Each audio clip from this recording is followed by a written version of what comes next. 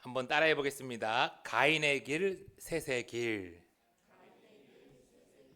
지난주 이제 4장 말씀을 통해서 자녀는 광야를 사는 우리에게 주신 하나님의 선물이며 하나님이 여전히 우리와 함께 하시고 우리를 돕고 계심을 알게 하는 증거이지만 자녀는 나의 욕망을 해결해 주는 수단도 아니고 나의 삶을 건져내 줄 구원자도 아니라고 말씀을 드렸어요. 그리고 피조물로서 하나님 앞에 엎드려서 스스로를 낮추며 나는 하나님의 은혜로 살아갈 수밖에 없는 자임을 고백하는 것이 바로 선이라고, 그리고 그 자녀가 이 땅에서 선을 행하며 예배자로 살아가도록 하는 것이 부모가 물려주어야 할 가장 소중한 유산이라고 말씀을 드렸습니다. 어떻게 말씀대로 잘 하셨습니까? 아담과 하와가 낳은 첫 아들로 부모의 기대를 한 몸에 받고 자란 이 탁월했던 인간 가인은 선을 행하지 않았고요, 죄를 다스리라는 하나님 말씀대로 살지도 않았어요. 그 결과 죄가 가인을 다스려서 그만 동생 아벨을 죽였고, 그로 인해 가인은 이제 유리하는 방황하는 삶을 살게 되었죠. 여러분, 그렇게 동생을 죽인 이 가인의 마음속에는 막 용기가 생겨났을까요? 야, 내가 사람도 죽여봤는데. 아닙니다. 자기도 또 다른 누군가에 의해서 죽임 당할까봐 하는 그런 두려움에 떨게 되었어요. 그래서 가인은 벌이 너무 무겁다며 유리하는 자신을 다른 누군가가 죽일까봐 두려워서 하나님께 호소합니다. 이런 가인의 모습을 보면 참 뻔뻔하다고 생각이 들어요. 자기는 동생을 죽여놓고서 자기는 또 남한테 죽임을 당할까 두려워서 살려달라고 지켜달라고 하는 그런 가인의 뻔뻔한 모습. 그런데 그런 가인을 하나님은 어떻게 하셨습니까? 15절 한번 볼게요. 여호와께서 그에게 이르시되 그렇지 아니하다. 가인을 죽이는 자는 벌을 7배나 받으리라 하시고 가인에게 표를 주사 그를 만나는 모든 사람에게서 죽임을 면하게 하시니라. 우리 하나님이 얼마나 좋은 분인지 표를 주어서 만나는 모든 사람에게 죽임을 당하지 않도록 하는 은혜를 베푸십니다. 제가 어렸을 때 가인과 아벨 둘만 있는데 가인이 아벨을 죽였는데 가인이 도대체 누구한테 죽임을 당할까 두려워했을까라는 의문이 들었어요. 여러분도 혹시 그런 분 계시나요?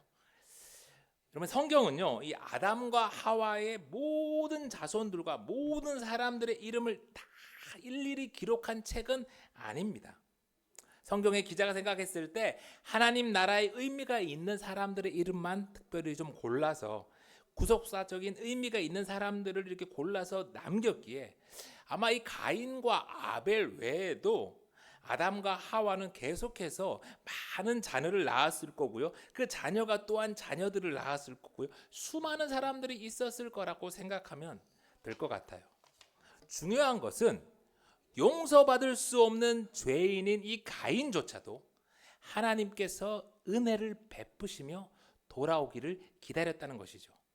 그런데 여러분, 오늘 이 가인이 이 놀라운 하나님의 은혜에 어떻게 반응을 합니까? 16절에 보니까 가인이 여호와 앞을 떠나서 에덴 동쪽 노 땅에 거주하더니 다시 여호와 하나님 앞에 나와서 엎드려 절하면서 하나님, 제가 잘못했어요 라고 싹싹 빌어야 할 텐데 그러지 않고 가인이 어떻게 했다고요? 여호와 앞을 떠났대요. 여러분, 가인은 왜 하나님 앞을 떠났을까요? 하나님이 이제 가인에게 죽지 않도록 그를 지켜줄 표를 주었으니까 가인은 이제 살만했던 겁니다. 전부터 남들보다 잘났던 이 가인을 옥죄었던 게 다른 누군가가 자기를 죽일까 하는 그런 두려움이었는데 하나님이 그 족쇄를 풀어주셨으니, 끊어주셨으니 이제 다시 가인의 눈에 뵈는 게 없어진 거예요.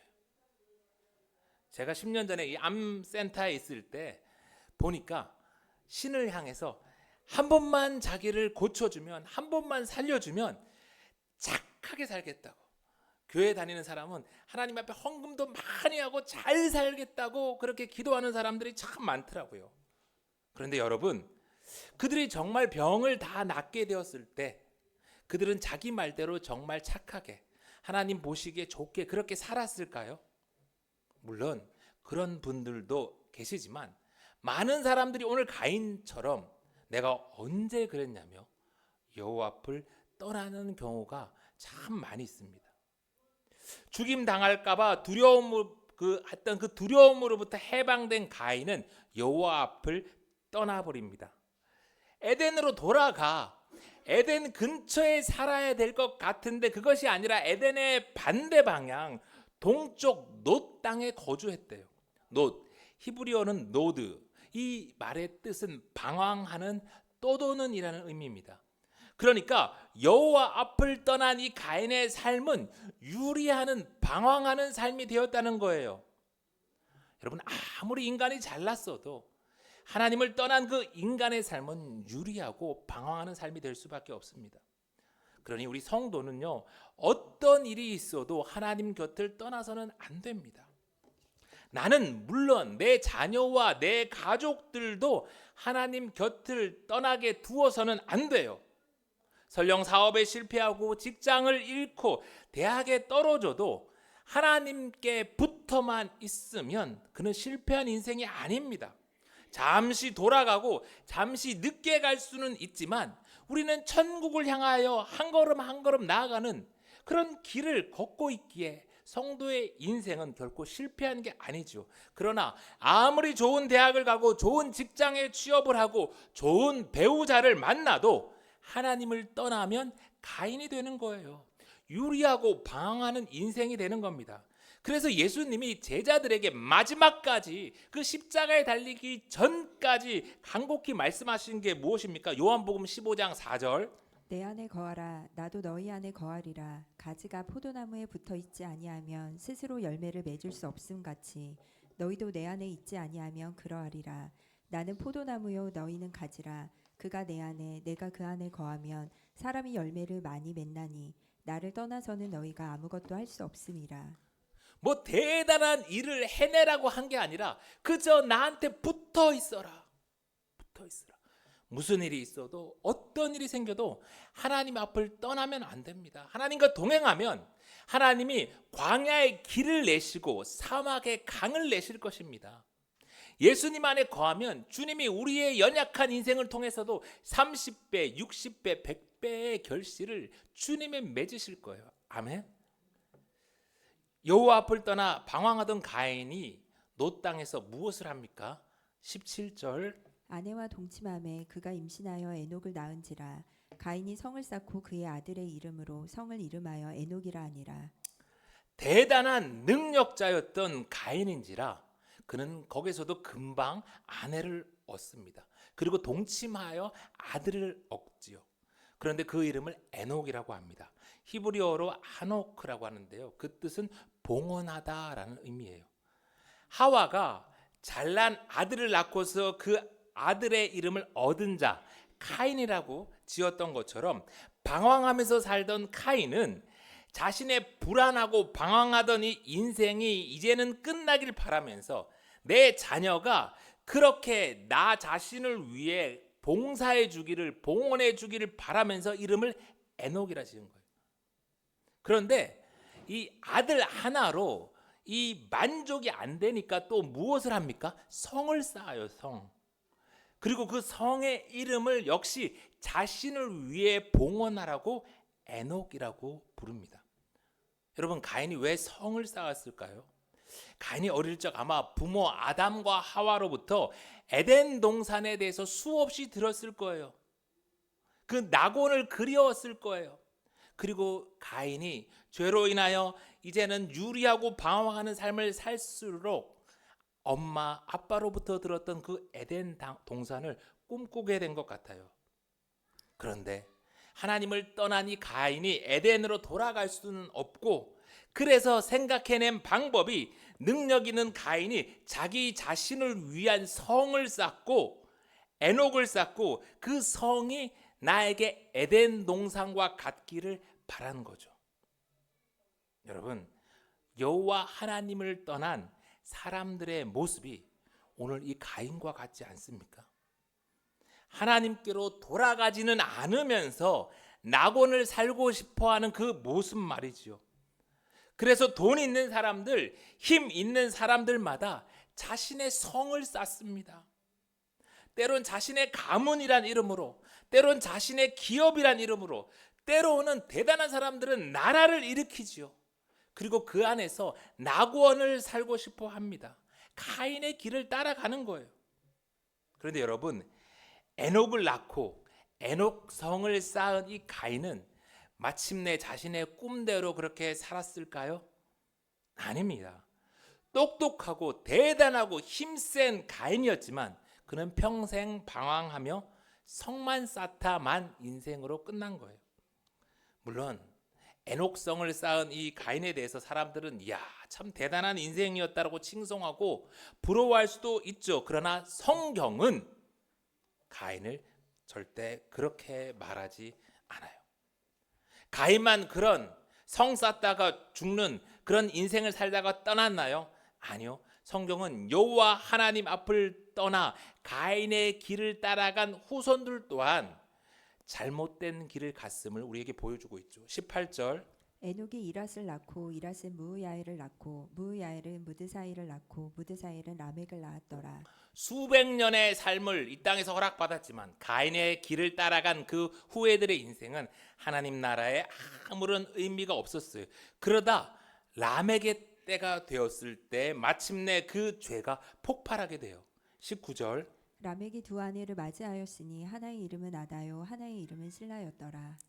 왕이란 뜻을 지닌 이 멜렉라는 히브리어가 있는데요. 이 멜렉과 비슷한 그런 말이 라멕입니다. 이게 라멕의 뜻은 강한 자 또는 젊은 자라는 뜻이에요. 그러니까 당시에 이 라멕은 누구보다도 강하고 젊고 힘센 그런 왕 같은 존재였었던 거예요. 그런 라멕이 무엇을 했다고요? 자기 자신을 위해서 자신의 힘으로 처음으로 두 아내를 맞이합니다. 하나님은 아담과 하와를 만드시고 둘이 연합하여 한 몸이 되게 하셨는데 하나님 앞을 떠나 스스로 왕이라고 생각하고 살아가는 이 라멕이 창조의 질서마저 파괴해 버리는 것이죠. 라멕의 첫째 아내 이름은 아다요, 둘째는 실라입니다. 이 아다란 이름의 뜻은 단장하다, 아름답다란 의미예요. 실라는 딸랑거리는 자라는 의미예요. 음악하는 뭐. 그러니까 힘센 왕 같은 라멕은요, 아름다운 여자와 또 한쪽에는 귀를 즐겁게 하는 여자를 양쪽에 끼고 육체적 쾌락과 또 딸랑거리는 정신적 쾌락을 즐기면서 함께 자신의 힘을, 자신의 위세를 세상에 뽐낸 거예요. 그런데 여러분, 옛날 라멕만 그런가요? 요즘에도 힘있고 돈 있는 이들이 라멕과 같은 길을 가고 있지 않나요? 직장 생활하는 남자분들이 돈 있고 힘 있는데 룸사롱을 안 가면 이상한 시대래요. 심지어 교회를 다니면서도 라멕과 같은 삶을 부러워하고 그걸 성공이라고 여기면서 자기도 그렇게 되기를 소망하고 기도하고 그렇게 살게 해달라고 하나님한테 복 달라고 그게 복이라고 가르치는 잘못된 교회들조차 얼마나 많은지 모릅니다. 물론 라멕의 삶이 세상 사람들 보기에는 화려하고 부러워 보일 수 있지만 그건 하나님 앞을 떠난 가인의 길, 결코 교회가 가서는 안 되는 멸망의 길이지요. 20절. 아다는 야발을 낳았으니 그는 장막에 거주하며 가축을 치는 자의 조상이 되었고 그의 아우의 이름은 유발이니 그는 수금과 퉁소를 잡는 모든 자의 조상이 되었으며. 라멕은 아름다움을 무기로 당시 최고로 힘센 남자의 아내가 된 아다를 통해서 야발이라는 아들을 낳습니다. 야발은 장막에 거주하며 가축을 치는 자들의 조상이 되었죠. 가인이 성을 쌓고 에녹이라고 불렀다 했죠. 성은 당시 사람들의 안전과 자기 가족들과 그리고 재산을 보호하기 위한 필수 장치였어요. 그런데 여러분, 야발은요, 왜 성 안이 아니라 성 밖에서 장막에 거주하며 가축을 쳤을까요? 가축을 기르려면 성 안이 좋을까요? 푸른 초장이 펼쳐진 성 밖이 좋을까요? 뭐 소 한 마리야 성 안에서 키울 수 있지만 수백 마리의 소와 양을 키우기 위해서는 이 성 안은 좁아서 키울 수가 없잖아요. 가축들이 먹일 풀이 있는 곳으로 여기저기 이동하면서 그렇게 살아갈 수밖에 없어요. 좀 불편하지만 더 많은 가축을 먹이고 키우기 위해서 그는 성 밖 장막 생활을 택한 거예요. 더 많은 돈을 벌기 위해서 위험을 감수한 거죠. 힘을 자랑하던 라멕과 미모만을 추구하던 이 아다 사이에 태어나 그 부모의 길을 따른 이 야발은요, 힘과 미를 오래 지속시킬 수 있는 돈, 이 재산을 생명보다 더 소중히 여기기 시작한 거예요. 야발이 성 밖에서 이동 생활을 하면서 이게 양들을 풀어놓고 그렇게 삶을 살아가다 보니까 동생 유발 역시 형을 따라다니면서 그런 삶을 살아갑니다. 근데 이 양을 키우는 게 풀어놓으면 그 다음엔 자기들이 알아서 잘 먹잖아요. 그러니까 시간이 많아지니까 그 시간 동안 악기를 연주하면서 그렇게 시간을 보냈던 것 같아요. 그래서 이 야발의 아우 유발은 수금과 퉁소에 능한 자가 되었어요. 그런데 이 유발은요, 다윗과 같이 이러한 재능을 하나님을 찬양하는 데 사용한 것이 아니라 형 야발과 같이 가인의 길을 따라서 육신의 즐거움, 쾌락을 위해서 자신의 재능을 사용합니다. 생명보다 돈을 더 중요시한 야발, 자신의 재능을 쾌락을 위해서 사용한 유발, 그들 모두 부모 라멕을 따라서 가인의 길을 갑니다. 22절, 실라는 두발가인을 낳았으니 그는 구리와 쇠로 여러 가지 기구를 만드는 자요 두발가인의 누이는 나아마였더라. 야곱에게 두 아내 레아와 라헬이 있었고 그들 역시 경쟁적으로 싸우면서 아들을 낳았던 것처럼 라멕의 둘째 아내 실라 역시 가만히 있지 않았어요. 실라 역시 아들을 낳았는데 그 이름이 두발가인, 가인의 번성함이란 뜻이에요. 가인과 같이 두발가인 역시 여러 면에서 다른 사람들보다 뛰어났던 것 같아요. 그 중에서도 특별히 이 쇠붙이, 금속 이런 거 다루는 데 있어서 재능이 있었던 이 두발가인은 구리와 쇠로 여러 가지 기구들을 만들어서 아버지 라멕을 더 강한 자로 만들어 줍니다. 그래서 이 라멕은 더 강한 자가 되어 더 많은 군대를 이루어 더 많은 것들을 남들에게 뺏을 수 있었던 것 같아요. 여러분, 이 두발가인이 하나님 앞에서 있었던 자녀였다면 그 재능이 얼마나 좋은 일에 쓰일 수 있었을까요?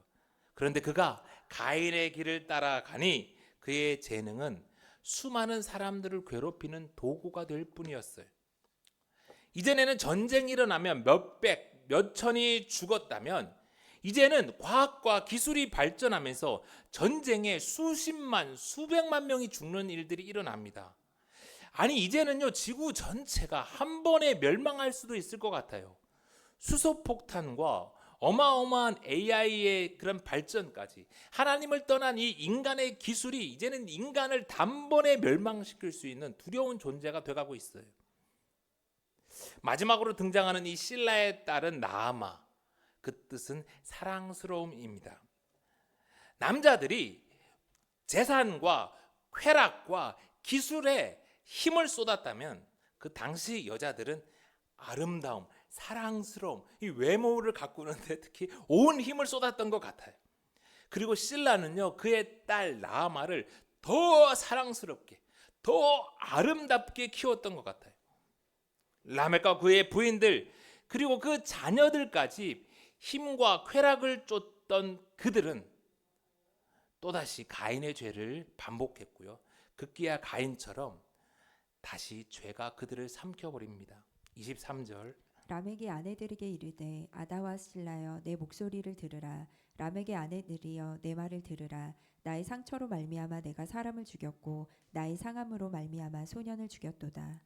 라멕이 어떤 소년으로부터 우연찮게 이렇게 상처를 입었던 것 같아요. 그런데 라멕이 자신에게 상처 입힌 그 소년을 어떻게 했다고요? 그 아이를 죽여버렸대요. 자기 조금 상처 입었다고 그 소년을 죽여버린 거예요.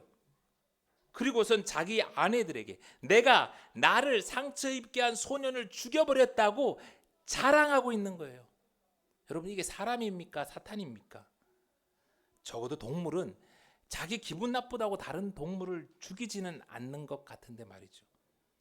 그리고선 한다는 소리가 24절에 보니까 가인을 위하여는 벌이 7배일진데 라멕을 위하여는 벌이 70배이로다 하였더라. 무슨 말이냐면 죄 없던 아벨을 죽인 가인을 해치는 자에게조차 7배의 벌을 내린다면 자신에게 상처를 입힌 소년을 죽인 라멕에게 복수하려는 자는 77배의 벌이 내려질 거라며, 하나님을, 긍휼하신 하나님조차도 자신을 위해서만 복수하는 잔인한 존재로 모독하고 있는 거예요. 그런 하나님이라고 헛소리하고 있는 거예요. 여러분, 성경이 지금 무엇을 말하고 있습니까? 가인과 같이 뛰어난 존재가 되어서 뛰어난 성을 쌓아도, 라멕과 같은 왕 같은 존재가 되어도, 아다같이 강한 자를 사로잡을 만큼 아름다워도, 신라같이 가장 강한 자의 마음을 훔칠 만큼 말을 잘하여도, 야발과 같이 재산이 많아도, 유발같이 인기가 많아도, 두발 가인과 같이 탁월한 재능이 있어도, 나아마같이 온 세상 사람들에게 사랑스러움을 받아도 여호와 하나님 앞을 떠난 인생은 다 소용없다는 거예요. 그들은 높아진 만큼 교만하다가 급기야 하나님을 무시하다가 결국 심판받아 멸망의 길을 간다는 겁니다. 가인과 같이 돌아올 기회를 주셨는데도 인간이 돌이키지 않을 때, 좋으신 하나님이지만, 오래 참으시는 하나님이지만 우리 하나님이 언제까지나 기다리시지는 않으세요. 어떻게 하십니까? 하나님은 아담과 하와를 통해서 새로운 생명이 태어나게 하십니다. 25절. 아담이 다시 자기 아내와 동침하매 그가 아들을 낳아 그의 이름을 셋이라 하였으니 이는 하나님이 내게 가인이 죽인 아벨 대신에 다른 씨를 주셨다 함이며. 가인의 후예들에 비해서는 너무나 이제는 초라해지고 연약해진, 아무런 의미가 없어진 그런 늙은 아담과 하와였지만, 그들이 다시 동침함에 하나님의 아들을 주셨고 그 이름을 셋이라 합니다. 히브리어 셋의 뜻은 하나님이 내게 가인이 죽인 아벨 대신에 다른 씨를 주셨다라는 의미예요. 하나님의 계획은 멈추지 않았습니다. 강한 가인과 그의 후손이 아니라 아벨을 대신해 주신 셋을 통하여 이어지죠. 그리고 26절. 셋도 아들을 낳고 그의 이름을 에노스라 하였으며 그때의 사람들이 비로소 여호와의 이름을 불렀더라. 이 셋도 아들을 낳게 되는데 그 이름을 에노스라고 합니다. 이 에노스의 의미는요, 병들어 고통 가운데 살아갈 수밖에 없는 연약한 인간을 뜻해요. 셋이 아들을 낳았는데 아들한테 왜 이름을 이렇게 에노스라고 지었을까요? 그것은 그 자녀가 자신의 힘과 능력을 뽐내던 그 가인의 후예들과는 달리 너무나 연약하고 보잘것 없었던 아이였기 때문이죠. 그런데 그렇게 연약한 인간이었지만 그들은 가인의 후예들과는 달랐어요. 자기 몸 하나 가눌 수 없을 정도로 연약한 존재였지만 셋과 그의 아들 에노스가 무엇을 했다고요? 비로소 여호와의 이름을 불렀다. 힘센 가인과 그의 후예들이 교만하여서 스스로 성을 쌓고 왕으로 군림하며 살아갈 때, 연약한 셋과 에노스는 겸손히 하나님 앞에 나아가 예배했던 거예요. 그렇게 가인의 길이 아니라 여호와 하나님을 예배하며 살았던 셋과 에노스, 그들을 성경은 뭐라고 말합니까? 누가복음 3장 38절. 그 위는 에노스요 그 위는 셋이요 그 위는 아담이요 그 위는 하나님이시니라. 너무너무 연약했지만 여호와의 이름을 부르며 예배하며 살았던 그 셋과 에노스, 그 이름이 당당히 예수 그리스도의 계보에, 족보에 올라간 거예요. 이제 말씀을 마칩니다. 사랑하는 성도 여러분, 얼마나 많은 사람들이 교회를 다니면서도 가인과 같은 삶, 라멕과 같은 인생을 꿈꾸며 살아가는지 모릅니다. 심지어 교회조차도 가인과 같이 성을 쌓고 그 성이 우리를 에덴으로 인도해 줄 거라고, 행복하게 해줄 거라고 착각하며 살아가는지 모릅니다. 너무나 잘못된 길인데 말이죠. 우리 예수님이 단 한 번이라도 이 땅에 성을 쌓으라고 하신 적이 있었습니까? 비록 우리가 자꾸 연약해도 여호와 하나님 앞에서, 우리 예수님 안에서 셋과 에노스처럼 여호와의 이름을 부르며 하나님을 예배하며 살면 비록 큰 성과 유명한 이름 없어도 우리는 여호와로 인하여 기뻐할 것입니다. 이 땅에서도 천국을 살며 죽어서도 또한 영원한 천국에 갈 것입니다. 가인의 길이 아니라 셋의 길을 가는, 예수님을 따라서 천국까지 가는 예수 생명의 가족들이 다 되기를 간절히 소망합니다.